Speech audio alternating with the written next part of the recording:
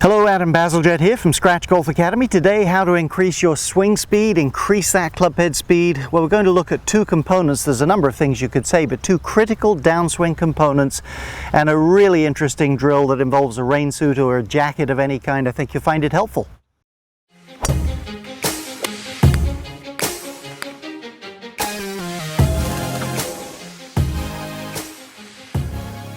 Briefly, if you're new to this channel, would love it if you'd subscribe. Helps us build momentum, bring you more free content. Also at the App Store, the Scratch Golf Academy app is free for the time being. There's lots of content there. Hope you'll check that out. Thanks.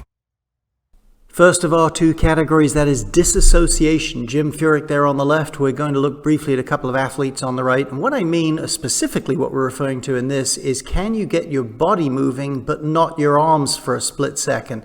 That's disassociating. That stores power.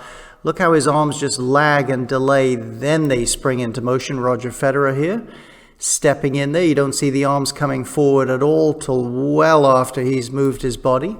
Let's look at a professional baseball hitter there, and let's look at John Daly, always a subject of interest to people and certainly one of the long hitters. So there he goes. Again, watch his body get into motion without his arms immediately doing so. We're going to have a great look at that jacket drill momentarily that Erica Larkin, good friend of mine, noted instructor, showed me. Here's the baseball drill. There's the move. The arms delay. Lots of stored power. Okay, here's the drill to get the feeling for separating torso from arms. I've just put my jacket on. I haven't totally zipped it up, as you can see. Obviously, my arms are not in the sleeves. That's the key to the drill. And start to make some golf swing pivots, and you'll see how these sleeves react to you. There's no way to bring them down. Obviously, your arms aren't in there. A great feel, but a great mental picture as well. Now, a little word of caution here.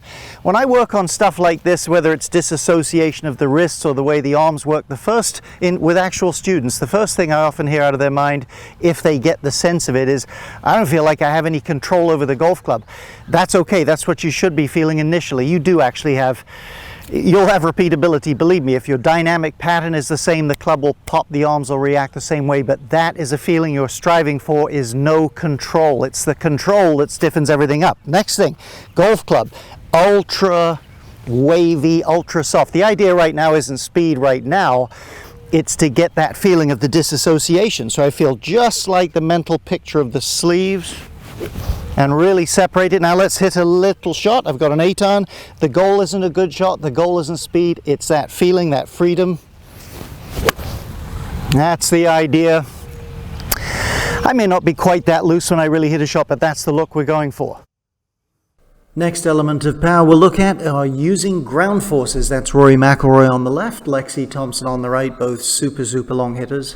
There is a link below this video for a free 3-part video course from me called Gain 25 Yards, one of my favorite courses I've made. It's free to you. Hope you'll check that out when the video's over. Okay, watch Rory McIlroy. So here's what we mean. He is going to put pressure down. Look at his belt line versus the building, down into the front leg.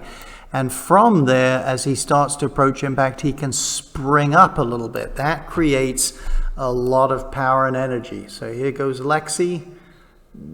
Pressure in the front leg, a little less pronounced with that downward move, but watch her spring up, actually jumping almost completely off the ground. And it creates a lot of force. So let's get outside. Pretty simple stuff, at least to get the general feeling of. Let's have a look at a drill. Now, in my experience teaching golf, even people that have played a lot of sports, baseball, hockey, you name it, tennis or something, once their feet are in a pretty much fixed position, the ball's stuck, they lose their athleticism. So here's the drill. Going to get rid of that. Grab you could use an alignment rod. I'm going to grip this hybrid on the bottom of the shaft. We're going to put feet together. We're going to get some movement. Here's how we're going to do this. I'm going to take it back, big step, and it's a step down, and then push up to create speed. So you can see the separation. I can feel the amount of disassociation and energy.